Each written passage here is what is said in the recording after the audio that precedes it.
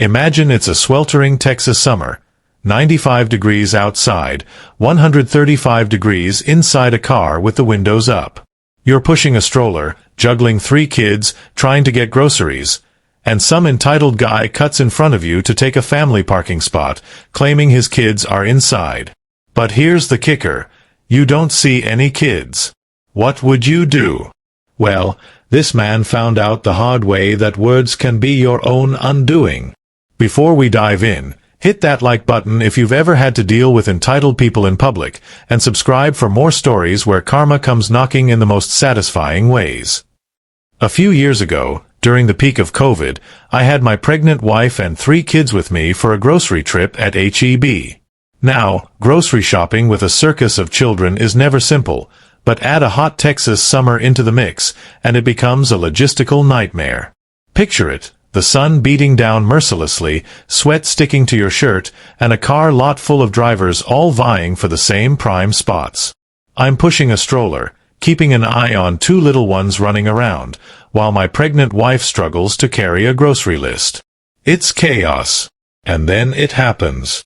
From the other direction, a man, let's call him Giant Douche, cuts in front of us and parks in the Expectant Mother or with children spot. Not just any spot, but a spot designated for safety, convenience, and the sanity of parents juggling small children. I glance at him. Car off. Windows up. He strolls toward the store. I'm thinking, how does it take you 5 minutes to get out after racing us to this spot? I call out, trying to reason, hey, that parking is really for pregnant women and families with small children.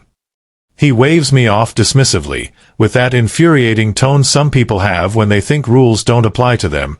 Yes, the kids are in the car. I freeze. My brain clicks.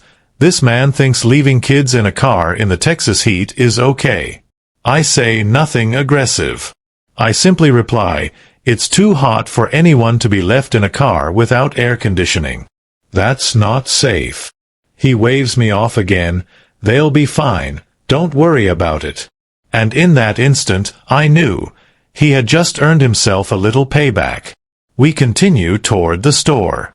My 2 kids are darting around, and I'm trying to keep them safe in a busy lot, all while pushing another child in a stroller. The spot he stole was not just about convenience, it was about safety. Every second I spend dodging cars in a parking lot while he smugly walks inside compounds my frustration. I feel a mix of anger, disbelief, and determination. This man is prioritizing his convenience over the safety of children. And he thinks he's untouchable because he claimed there were kids in his car. As we enter the store, I see a manager near the entrance.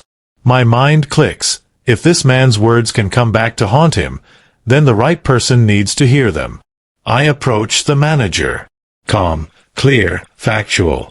I repeat his exact words, the kids are in the car. I explain that I didn't actually see any children, but the statement itself is concerning.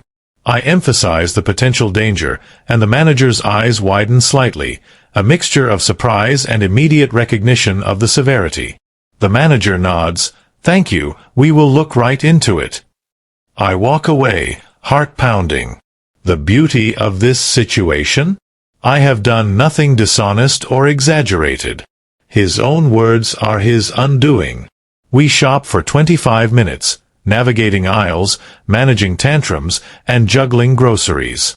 Meanwhile, the seed of karma is quietly growing outside. My patience keeps me calm, but I can't help a small smile creeping across my face as I think about what's waiting for Giant Douche when we leave. The store takes community safety seriously. Kids and pets in cars during Texas summers can die in under 15 minutes.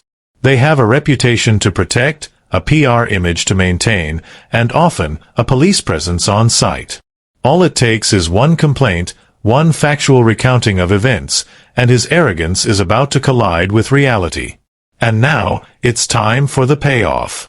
Walking back to the car, the sun is high and unforgiving. The lot is noisy. Engines revving, kids crying, carts squeaking against asphalt. Then I see him. Giant Douche. Standing next to his car. animatedly speaking to a constable, whose expression is stern and disapproving. My smile spreads. I can feel the tension in his body, the shift from smugness to panic. Every moment of entitlement, every dismissive wave, it's all unraveling. I feel a mix of satisfaction, relief, and quiet triumph. Justice is not violent here. It is precise, factual, and morally sound. Giant Douche's arrogance evaporates under the gaze of authority. The constable questions him, carefully and professionally, while I continue walking past, pushing the stroller, keeping my kids safe. The humiliation is palpable. Words are weaponized, and his own statement, his attempt to justify selfishness, has been turned against him. The lesson is simple. Arrogance meets consequences, and sometimes, silence plus truth is the sharpest tool of all. Life often hands you opportunities to enforce fairness without breaking any laws or morals. Sometimes, the most satisfying revenge comes not from confrontation, but from letting a system designed to protect the vulnerable do its job. And in this case, that system ensured a dangerous act of negligence was stopped before it could harm anyone. If you loved watching entitlement meet instant karma, smash that like button. Share your own stories of justice in the comments below. And subscribe for more stories where patience, wit, and the right timing lead to satisfying payback.